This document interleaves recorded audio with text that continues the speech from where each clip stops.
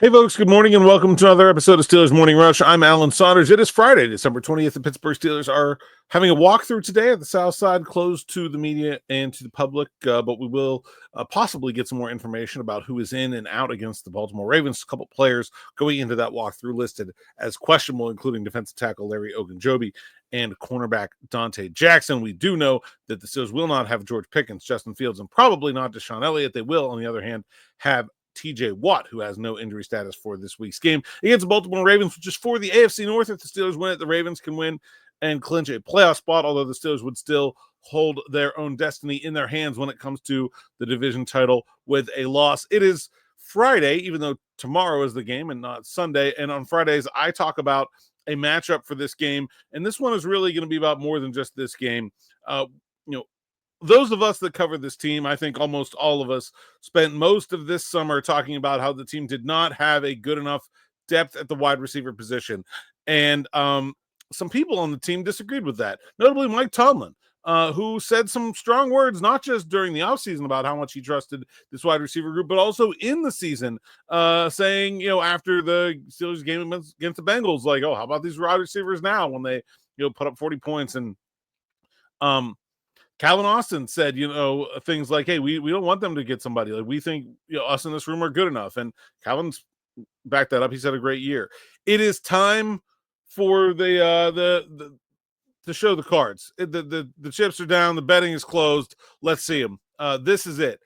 The Baltimore Ravens have the best run defense in the NFL. The Pittsburgh Steelers will not be able to run against them unless they throw it against them first and force them to adjust. They will have to throw the ball against these Ravens to get them out of what they're doing on defense right now. And the Ravens' pass defense, while statistically one of the worst in the league, has been much better the last 4 weeks. They played the Steelers on November 17th. Steelers threw for 181 yards. Since then, Chargers 202, Eagles 112, Giants 181. Now, Giants you can kind of throw out, but that's three pretty good teams averaging less than 200 yards passing a game against the Ravens over the last month. The Steelers will not have George Pickens in this game. They have no one that should give the Ravens any pause about leaving in single coverage, about not giving safety help to, about taking one player away from stopping Najee Harris and Jalen Warren to worry about. Those guys are going to have to beat the Baltimore Ravens. It's going to have to be Scotty Miller and Ben Skoranek and Calvin Austin and Van Jefferson and Mike Williams and the tight ends, and I guess you can include Jalen Warren in that group.